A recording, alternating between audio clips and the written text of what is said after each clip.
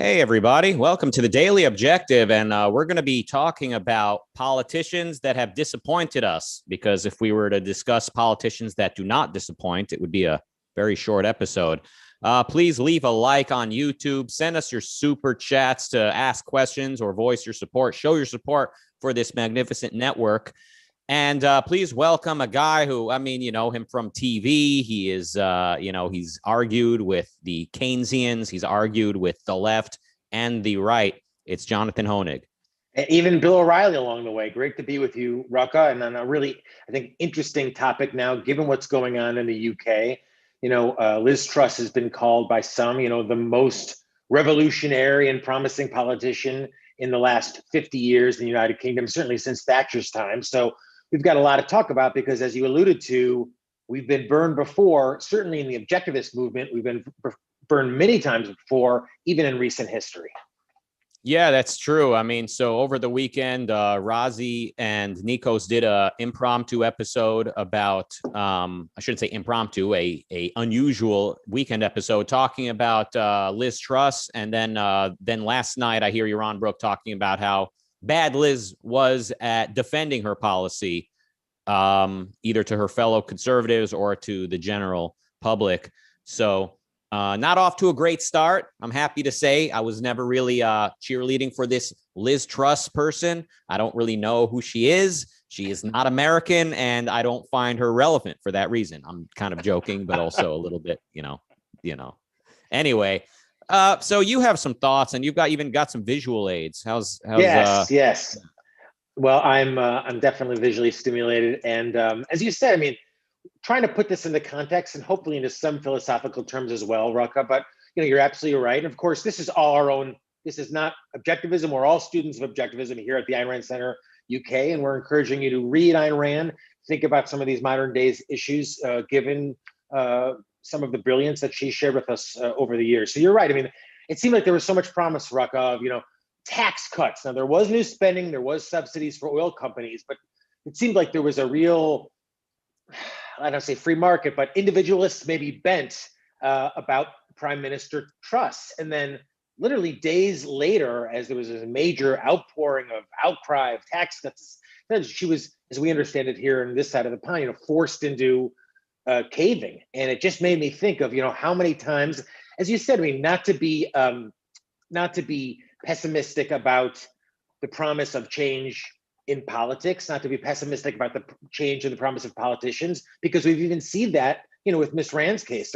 Last week on the podcast, we talk about how Martin Anderson, who was an associate of the Rands, got in with Nixon and was ultimately able to get rid of the draft. So, there's no question that, I think at a small level, politicians and the right ideas in politics can make a difference. But, I'm reminded of another, I don't know if you say famous objectivists now or infamous objectivists that, way back in the 70s, really disappointed a lot of people in subsequent years. And of course, that's Alan Greenspan with Ayn Rand and Gerald Ford at the White House when Dr. Greenspan was first went to Washington. Yeah, it's pretty amazing. So Alan Greenspan was like in Ayn Rand's little inner circle of friends. I think used to hang around at her apartment along with young Leonard Peikoff and young, I don't know, maybe Alan Godhelf was from that same period. I don't know. But anyway, Alan Greenspan. Collective. The collective and Greenspan contributed essays to Ayn Rand's book, Capitalism, the Unknown Ideal. So he was she really thought highly of him, qua economist, and thought he was certainly not conflicting with her philosophy. But as it turned out, the Washington, D.C. machine and culture, as well as perhaps Greenspan's own inner contradictions, he couldn't withstand it all, and ended up announcing sometime, I think in the late 2000s, around the time of the big crash, he said something like laissez-faire has failed us. Here, you've got the quote right there. Yeah. What could have been worse for, in a weird way, I'm glad Ayn Rand wasn't alive to see this, right? This is the way it was played in the media, Ruck, as you said. He was wrong. He was wrong the whole time. Ayn Rand is bunk. Free market ideology is bunk. Even Alan Greenspan admitted that it was wrong. And you think about young people, Rucka, who were influenced by Rand, especially when you and I were, in our 20s and stuff like that. To see that playing out now is so disheartening. And I'll throw in too, thank you so much to Marilyn for your continued generous support, to Bonnie, Kathleen, Robin, and Robert, all of our members who are so active in the super chat today. Mm-hmm. Yeah, and as you know, Alan Greenspan was sort of throwing Rand under the bus. Luckily, we had people like Yaron Brook filling his place in the culture in the late 2000s as well, sort of explaining to people like you and me why Greenspan was not. He does not embody, or he does not represent the failure of objectivism or the failure of capitalism, but the lack of those things. And in fact, it was regulation and government central planning that caused all the chaos. And it was Greenspan who failed, who knew that. He knows better than what he's saying, but for some reason decided to blame the free market for what had taken place. Yeah. I mean, the thing about Bernie Sanders, I always feel like that appeals, especially to young people, is his honesty about his convictions, his firmness in them, and his consistency in them. But on the, anyone who's ever historically, Rucka, has had even an interest in Ayn Rand, like more recently Paul Ryan. Paul Ryan was very on the record before he got drafted to be VP that he was, fond of Ayn Rand, and it was in effect a benefit, I think, for her publicity and her visibility.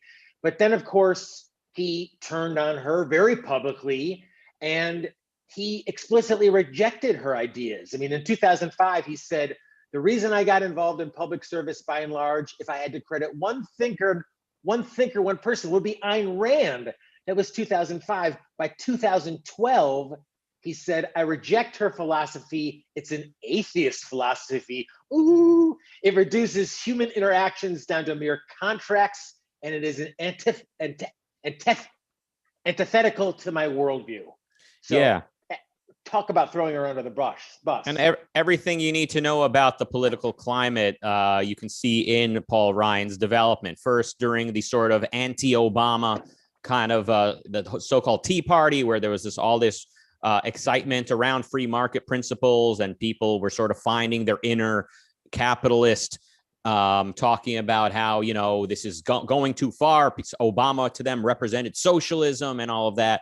And it's not like that they were wrong about Obama per se, but they had a real big blind spot for the role that Republicans tended to play in the negation of capitalism, or that they themselves were missing, were not going all the way in with capitalism and saying things like hands off my Medicare. But anyway, it tells you a lot that Paul Ryan around that time was saying, yeah, I grew up reading Ayn Rand. I think that's, she's like the American philosopher. I don't know if he said that, but he was like, yeah, that's like, she's a big part of American culture. Like that's who I read growing up. That's what the Republicans are about these days. And then within a few years, he needed to sort of give way for religion and kind of say like, yeah, look, we all like Rand, but let's be adults now. We're religious. The Republicans are religious. This is a Christian nation, et cetera. We're not going, I don't take Rand that seriously. And that's everything you need to know about Republicans and conservatives, and sadly, the sort of state of American politics. The people who came closest to embracing Rand ultimately pushed her aside in favor of religion. Thank you, Jeff, by the way, for another generous contribution so regularly on the channel. Let me ask you, Rucka, are we kind of asking too much? You always make the point that politics is downstream in terms of philosophy, that you need to change the thinking and the campuses and the culture before we get the politicians we deserve, as Dr. Brooks says. So, are we inevitably always going to be disappointed? And a lot of people always say, oh, you objectivists are just waiting for John Galt. You're never going to be happy. So how do you kind of marshal your optimism and then your inevitable disappointment when these people turn out to be the compromisers that they really are? Yeah, I mean, you got to be realistic about the situation. And Marilyn makes the same point in the super chat, saying politicians follow the culture. Can change for the better start with politics without a correct moral foundation? I don't think so. And then Gail adds $5 as well. Thank you for that. So I mean, look, if there's an opportunity to improve the state of things at a political level, by all means, take your life back. And I think Greenspan may have been responsible. So forget Greenspan, actually. Somebody influenced by Ayn Rand is credited for influencing the Nixon administration and causing them to abolish the military draft. Which Martin is Anderson. I just said that. Oh, right. Sorry. So that's huge. I mean, that's your literal life. Right. Yeah. So I'm not going to sit there and go, oh, that doesn't count because, because you want too much too fast. No, you got it. We abolished the draft. Perfect. All of our problems didn't go away. Our military still has a lot to learn about its own function, and the culture in general is going to hell in a handbasket. But the fact that I don't need to worry about being drafted to the military, I mean, that's a huge achievement. And so in other ways, probably Objectivist or Ayn Rand has had influences in good ways that we don't even see. But at the same time, we do need to be realistic until Ayn Rand's philosophy is like really, really taken seriously, and the consequences of that are seen in popular culture or in journalism, and finally in politics. It's not going to be long lasting. So we ought not get too excited. And I think I'm guessing Ted Cruz is on your he's at the bottom, or I guess the top of my the top of the list. And there's, I think, to some extent a double-edged sword, because you're right. Well, for example, when Ted Cruz back in 2015 was doing filibusters and quoting Atlas Shrugged on the floor of the Senate. I mean, can you imagine that? I mean, how can you not say that was beneficial? I mean, Rucka, my belief is just, even if people don't become objectivists, the more people who read Ayn Rand, the better. The more people who are exposed to Ayn Rand, the better. And to this day, every politician, every one of them is asked not about Kant or Plato, but they're asked about Ayn Rand. And I think that really is an effort to the Ayn Rand Center UK, to the Ayn Rand Institute, to the Objectivist movement that has kept her the most controversial and the most interesting philosopher in modern history. Absolutely right. And Ted Cruz reading Atlas Shrugged, I mean, it didn't blow my mind because I'm kind of younger. So I kind of grew up in a world where Ayn Rand is a bestseller, and the adults would speak sort of positively about Rand. But yeah, at the same time, to fully embrace Ayn Rand was and is radical. So Ted Cruz reading the excerpt of Atlas Shrugged during the filibuster, it was pretty. I mean, it definitely. I was, in my early 20s. I thought, okay, this is our guy. Finally, this is huge. And of course, Ted Cruz went on to be maybe one of the biggest disappointments ever. But really, what, in a sense, kind of what choice does he have if he wants to be in politics, and he knows that the never Trumpers have no place in the Republican Party? So that's kind of like the problem with politics in a lobby system, in a politics where you just need to get elected and you just need to keep your office. It's like having principles is at odds with your career in such a system. So I'm suspicious of anyone who even wants to go into politics unless they're really, really, truly radical in what they believe. Ted Cruz, You could sort of, like I said, you could see Paul Ryan's journey as sort of being indicative of the conservative / Republican journey. I mean, Ted Cruz, even more so. You see him going from being a never Trumper. Remember a time when Ted Cruz was first getting ready to run for president, or he was beginning his campaign, and there was this viral clip of him sort of debating a farmer. The farmer was furious at him for talking about not subsidizing farmers or ending subsidies, and Cruz kind of articulated to him why a free market is better, a better bet for him in the long run than subsidies and all of that and protectionism. And that was a viral clip because the farmer was actually persuaded, and it was amazing to see someone who might be the next president speaking in such terms. Of course, Ted Cruz would remain a never Trumper until even past the Republican convention. He wouldn't even endorse Trump. Even past the point Trump shit on his wife, and we won't get too off target, but I mean, if you want to talk about kind of standing for any principles or having any self-respect, it seemed like it went out the door somewhere around that time, or maybe a little earlier. Yeah. So Trump insulted his wife personally, and certainly Trump stood for this populist turn away from anything resembling free market principles or principles as such. But then once Trump was in, then Cruz sort of gradually became Trump's biggest cheerleader. And I mean, and then you start hearing what happened Ted to Cruz. those principles? You know, I mean, Robin Heenan, one of our members on our YouTube channel, says honest was one of the last words I think of when it comes to Bernie Sanders. But Bernie Sanders has been consistent. I mean, here's Ted Cruz, to Rucka's point, 5 years later. Oh, now he's against big tech. You know, he wants to rein them in. He wants to regulate them. So I think what's disappointing to me is when people have principles and then they're so easily able to, you know, I mean, completely just, you know, and it's power lusting, right? I mean, they want to be in power. They don't care what exactly they're doing in power. They just want to be in power. Lindsey Graham is the best example of that here in the States. But Ted Cruz, and I kind of think it's Rucka. Miss Rand used to say about she's suspicious of people with facial hair. When he grew that beard, it was like the evil Ted Cruz. I mean, beard means hide. What's he hiding? Yeah, I mean, one could say Ted Cruz never really had principles, but like he represented the voters who did believe they did want to see the free market play its course. Not nearly enough, but yeah, with this whole anti-big tech turn that conservatives have taken in the recent era, you know, definitely with the populism sort of at the driver's seat, the populist forces. Ted Cruz has sort of taken a leadership position in that. So the same guy who once debated a farmer, explaining to him why the free market is a better bet than, you know, subsidies and regulation. Now he was leading the way in grilling Mark Zuckerberg on the floor of Congress, or of giving interviews where he would say, like, you know, the big tech, these are the robber barons of our time. Now just 10 years prior, like conservatives, these Tea Party types, they would sort of debunk the myth of the robber baron. They would say things similar to Ayn Rand, saying that there were no robber barons, that really these are vilified businessmen. These are heroes who are vilified. And now they're like, oh yeah, actually, of course. Yeah, we don't like antitrust, or we like antitrust regulation, whatever it is. Like we don't want businessmen to be completely unhinged. You know, look at these big tech people.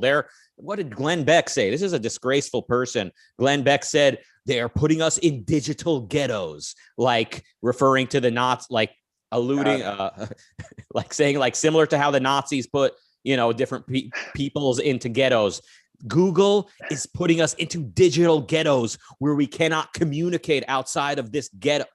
These people are, I have no words for that. Yeah, they're trashy. So, I mean, I hate to say it because I know, you know, you're friendly with Fox News, but this sort of like trashy, like the use of like capitalist language, like the way the way they would sort of channel the American dream and individualism and the legitimate fear of communism. I think the conservative media, they've used this type of language to sort of reach basically unsuspecting, decent people, to basically manipulate them. And the end result is something completely incoherent and emotionalistic. And it becomes kind of more difficult to debate or to reach conservatives than even, you know, basic middle of the road people or even left leaning people. It truly is shocking and sort of jaw dropping at times. Well, let me ask you a question, and I want to encourage everyone to become a subscriber at the Ayn Rand Center UK. There's a link in the super chat.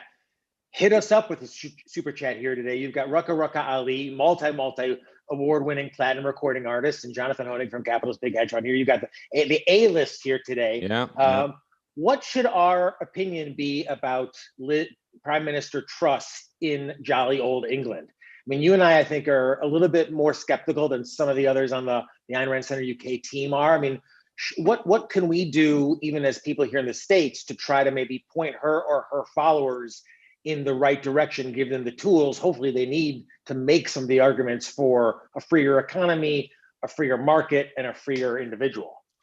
I mean, it's not inconceivable that Liz Truss is watching this very episode because, you know, she's done events with Yaron Brook. There's a good chance she watches him on YouTube. There were people in Trump's administration who were rumored to or that Iran suggested we're watching him. So, if, by algorithmic affiliation, there's a chance that influential people watch us as well, and other objectivists. Or they watch the British people. Baking Show. Why wouldn't they watch us? That's exactly what I was going to say. You stole the words from my mouth. But basically, giving lending moral support, saying the free market cause, the free market advocacy is the moral thing to do. The rights of the individual are inalienable. And while we understand that it's not politically realistic to have complete laissez-faire today, it is the right thing to do, to push in that direction, and to do so with moral certainty. So Liz Truss, if you are watching, or if anyone who's watching has the ear of Liz Truss, tell her, if you're going to implement these policies, justify them on moral grounds and just see what happens. It cannot get any worse. Everyone already hates you. It can't get worse. Try speaking the language of individualism and see if it resonates. England is it's the birthplace of punk rock. A lot of emotionally charged people that want to feel like they're individualistic. You start showing them why actually, capitalism is the individualistic system, and all these, woke corporations, they're sort of giving lip service to collectivism, but really we should embolden these corporations to be free while not necessarily embracing, woke and collectivistic ideas, and just kind of make the case for free markets. We got another super chat. Go ahead. No, please. Coming in hot at £5. It's Kathleen saying, Trust and Kwarteng getting attacked from all angles. Let's see how far they can get. Trying to support them amongst all the hate. Lots at stake in England.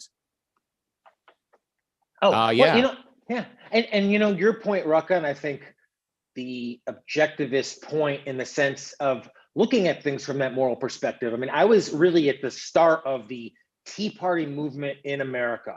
And what really energized it was not a great graph about how more, worse off the economy is, but Rick Santelli enunciating this idea of why should I have to pay for other people's mortgage mistakes? Why should I, who saved, have to pay for, so there was a real morality at the center of that. It was not based on an economic spreadsheet of what's best for the economy. It was based on those very moral principles that were understood by every American, even people who were not philosophical, didn't know anything about capitalism necessarily. But so to your point, and I think to Dr. Brooks' point and to Ms. Rand's point, certainly Dr. Peacock's point, the moral argument is the only argument. And I know you'd agree that everyone should have read Capitalism, the Unknown Ideal.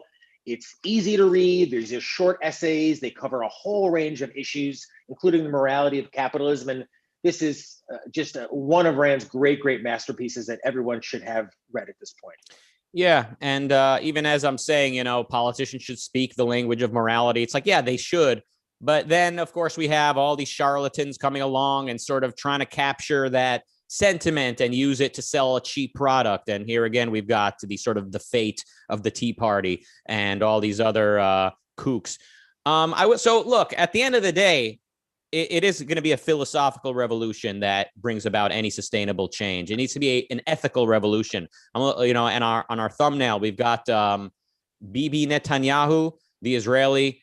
He was a good speaker. He told the United Nations, this is a theater of the absurd. That's a powerful thing to say to all these freaks and dictators from around the world. He said, this is a theater of the absurd, if that's a good impression of him. He said, you see, Israel is not what's wrong with the Middle East. Israel is what's right with the Middle East. They hate us because they hate you. Yeah. Is that Netanyahu or is that Iron Chef? I think it's a mixture of both. But yeah, he's a good speaker. I think he's written books or a book about war or he's read good books. He knows what's right. But when in office, from my understanding, he became as big of a populist, charlatan, lobby system participant as anybody else, and has done little to actually defend Israel from Hamas or anybody else. So at the end of the day, it's you can't really put too much of your hope in a politician. You got to really play the long game. So Israel, they need a philosophical revolution. They need an ethical revolution. They need individualism. They need to realize, yes, the problem of anti-Semitism in Europe sort of gave rise to this Zionist effort. But the sort of actual solution to address anti-Semitism as well as other problems is individualism and a government that reflects that. And then, the Jews and everybody else can live as free individuals in a safe world. And short of that type of change of mentality, you're not going to see problems that ail us being addressed. Is there someone else in the thumbnail? I don't really know who that is. You mentioned Bibi Netanyahu, who Apollo Zeus likens your impression to the Iron Sheik, the WWE heel from the 1980s. I think that, Bibi, I think you're right, was another example of a disappointment. And there's a shot of Bibi reading with a copy of my book, A New Textbook of Americanism, Miss Rand's book, but that was published in Hebrew, actually, thanks to Boaz Arad from Ayn Rand Institute Israel. He got it published. He was able to give it to Bibi. So in my heart, I felt like maybe there's an opportunity here, but he's right, such a disappointment. I find my solace, Rucka, and thank you, Kamitra Bixchak, for a very generous £2 donation. We really appreciate it. Rucka appreciates, I appreciate you're helping us keep the lights on here. But, Rucka, I find my fun in kind of enjoying objectivism myself, applying it to my own life, but when you can kind of turn someone else on, politics, I've kind of, to some extent, as you said, I've given up, I'm playing the long game, but when you can turn someone else on to objectivism, to Miss Rand, just to read something, and they're like, that was really interesting, even if they don't become a straight up objectivist, whatever, but you kind of turn them into saying, there's another way of thinking. And to me, that's ultimately so much more satisfying than trying to get one lone semi-individualistic voice in the smallest levels of government. Right. Those who fight for the future live in it today, I think is what Rand said. And it's true. I mean, the primary focus you should have as an individual is your own personal life, and philosophy, objectivism is a huge asset to that. I knew that Netanyahu read Nothing Less Than Victory. There was a picture of him holding that book. Yes. I didn't realize he's basically reading the full Ayn Rand Institute library lately. I think he's skimming it. Yeah. Not that the former is an ARI publication, but I digress. Look, like I said, Netanyahu, even if he wanted to do the right thing, I'm not sure how much he could even get away with in today's context. So we need to be realistic. And by the way, the person in the thumbnail I did not recognize was the infamous Alan Greenspan. Very disappointing person indeed, but again, the political office is not where the revolution is going to take place. Think about, people who've been influenced by Dr. Brooke over the years. We have young subscribers to the channel here. We have people in their teens and early 20s who are just getting involved with Ayn Rand, just learning. They're going to be in increasingly more prominent positions, powerful positions. And, take an example of a guy like Ken Moelis, who is a major international successful financier right now, who's talked explicitly about his success with Ayn Rand and how she has been an influence to him. So, if we, as the line from Evita, get them either young, Evita, get them either young. As I said, my interest is in getting younger people to be interested in Ayn Rand, older people to more understand Ayn Rand and get her ideas into the culture. And as Dr. Brooks says, we'll get the politicians we deserve. Absolutely. A lot of businessmen credit Ayn Rand as inspiring them. Many Silicon Valley people, as much as it infuriates people to acknowledge that, many Silicon Valley titans are influenced by Ayn Rand. But bottom line is, until college professors are taking Rand seriously and teaching her philosophy as a legitimate philosophy among philosophers, many people are not going to take Rand seriously. They're not like you and me. They're not open-minded enough to think that independently and take Rand seriously until their professor sort of models that behavior. So that's where, the Ayn Rand Institute, that's where, various academic efforts around the world are sort of come into play. The revolution or the war is being largely sort of non-televised, non-documented. It's taking place slowly. It's taking place within classrooms. People that take Ayn Rand seriously are slowly playing the long game. And that's where you will just start to see changes occurring. Just suddenly you'll see the next generation of Silicon Valley titans or other titans of industry that actually agree with Ayn Rand or really take Rand seriously and are willing to promote her philosophy, artists that are deeply inspired by Ayn Rand, etc. Robin, yeah, go please. ahead. All right, No, he's no, been a member for 4 months, and he writes, "Who are the politicians that did not disappoint?" Can you think of one? I don't really know in this lifetime, like in this generation or this era. I mean, it's going to infuriate people, but it's those, I still think it's those on the left. It's AOC, it's Bernie Sanders, it's people who are serious and passionate about their convictions, no matter how bad they are. And I have respect for that. I mean, you could debate Bernie Sanders or AOC very explicitly on any of their issues, but how can you debate somebody like Lindsey Graham, who is on every side of every issue? So the more consistent voices and the more consistent ideologies are winning. And at least at this point, the so-called left in this country has them, I think, in spades. Yeah, I mean, they're the leftist politicians are definitely more principled. I hate their principles, but I mean, even they probably people would accuse of being sellouts, right? Like some people would say Bernie is a sellout and AOC is, not moving fast enough. So, their ideology, their philosophical position is so inconsistent, like it's internally contradictory. They want something that's antithetical to life on Earth, so they need to at some point sort of compromise. Only a wholesome philosophy, only a philosophy that is internally consistent and externally compatible, compatible with the requirements of life, could be practiced consistently. And yeah, Republicans, they're basically the party of kissing up to the left. Like they've been long been the party of saying, no, we're altruistic too. We care about the poor too. We care, we want to use the force of the gun, use the power of government to make the country a better place. We want to move a little slower than you, or we have a slightly different approach to it.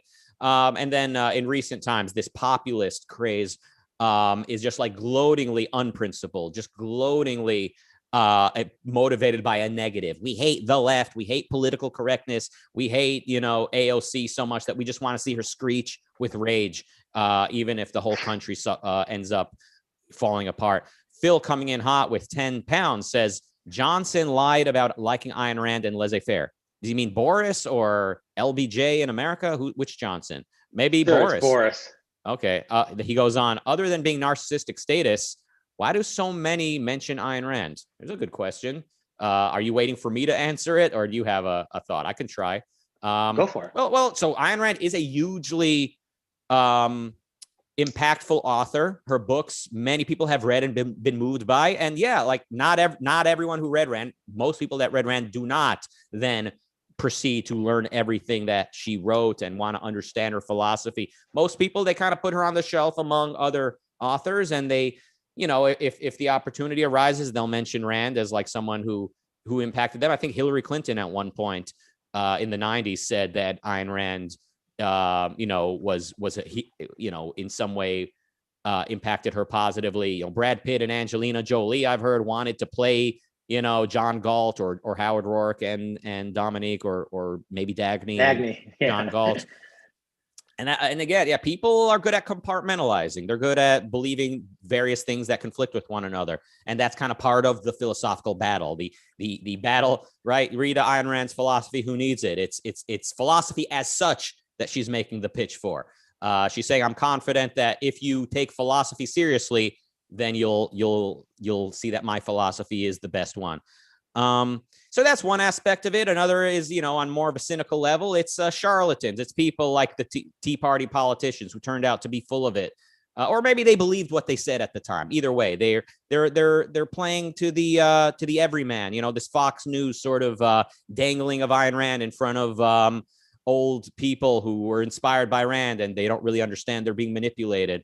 The sort of Glenn Becks of the world. They're sort of manipulating people by dangling the fountainhead in front of them. So well, and she's radical. I mean, why does everyone have to have an opinion on Rand? And I think what is his name? Scott. Phil is right, and thank you, Phil, the contribution. Thanks to all our super chatters. Man, Ayn Rand is totally outside the realm of any other author, modern day author, or philosopher. She is the only radical voice out there. So as you're right, I mean, it becomes a litmus test, Rucka, for certainly the left. I mean, if you're not on pissing on Ayn Rand all day long, I mean, what's wrong with you? You know, you're not there. And on the right, you're right. There's this almost attraction that they almost want to cozy up and affiliate themselves with Ayn Rand and her ideas, while ignoring the fact of how many of them are antithetical to their own ideas, their own so-called principles. I mean, my takeaway is, go ahead. Well, in recent years, under the banner of Trump, you know, I don't want to say it, but, you know, disrespecting Ayn Rand has become a litmus test as well. Like if you explicitly push away Ayn Rand, you are in the populist party. So that, I mean, that's changed in recent years, but definitely a short while ago, it was a good way to play to the base, to say, oh, I'm principled, I believe in capitalism, I'm an Ayn Rand guy, as politicians used to say. You say you had a takeaway, or did the thought escape? No. Just that, you know, the people who, you know, the next generation of Martin Andersons, you know, again, we'll kind of finish where we started. Martin Anderson was the associate of Ayn Rand. He had articles published in the Objectivist. You know, he was part of her circle, part of her posse. He went on, helped get the draft abolished. So there's people who could be listening to this program right now who in 4, 5, 6 years are going to be like interning in Prime Minister's chambers or Westminster Abbey or wherever the fuck they have over there, or the Senate here, and be in positions to influence the politicians of that era. So I'm not giving up hope at all. You know, Rucka, I think as long as we continue the discussion about Ayn Rand, learning from Ayn Rand, there's so much to learn from Ayn Rand. I'm optimistic. And the fact, to your point, that every politician has to know who she is, has to claim that they've read her and have an opinion about her, says that we're, in terms of the long-term battle, I think we're winning. Yeah, absolutely. And, you know, like I said before, a lot of this is not going to be televised. It's happening slowly and behind the scenes, not in terms of manipulating us like the populist conspiracy nuts want to think, but it's via the philosophy that professors take seriously, that are teaching the next generation. So young, impressionable students, they sit in a classroom, and in the past, Ayn Rand was nowhere close to being taught. And more recently, Rand is sort of among others being taken seriously. And the day can come when Ayn Rand is embraced as it, you know, she's the GOAT. She's the philosopher of our time that they're excited to take seriously. And the culture comes to reflect that. So that's all the time we have today, I think. Thank you all for joining us today. 7 p.m. UK time today. We've got the Fountainhead Book Club open to ARCUK members. The session will also be live streamed for YouTube members. Link in the chat. So if you're not a member, you make me sick. I'm joking, but now's a good time to become a member. And if you haven't read the Fountainhead, you make me sick. I'm joking. You really should read it, though. Don't do it for me. Believe me, it's for your own sake. I do not receive residuals when the Fountainhead is purchased. Although, if I did, well, I'd be doing pretty well financially. I think it's a best-selling book. All right, enough with the filibuster. Thank you. Maybe we should filibuster by reading some of Atlas Shrugged. What do you think of that? Can we go 11 hours like Ted Cruz went? Well, I mean, the more we get her out there, the better. And, you know, I love the fact that people can improve their understanding of Ayn Rand with things like the book club. You know, become a member and you're going to get one-on-ones with Don Watkins, Harry Binswanger, James Valiant. So you're reading this stuff. You know, you don't have to be that person all alone in Lithuania or Slovakia or whatever, who no one else knows Ayn Rand. You're part of our philosophy posse. You're part of our movement. And we're all learning, asking questions, and becoming more knowledgeable together. So thanks for doing it, and thanks for being with us today. And thank you, Jonathan. Blows my mind every time we're hosting together. You know, I used to see you on TV. To be talking politics with you is like, it's like developing computers with Steve Jobs. Oh, well, and I remember when, you know, you sang about Zayn doing 9/11 and we're covered in the Daily Mail as the bad boy of American rap. And I'm thinking, I don't think that was this is almost like being with James Brown. This is really something. Yeah, it is. All right. Thank you all. We'll be back tomorrow for the Daily Objective, and goodbye.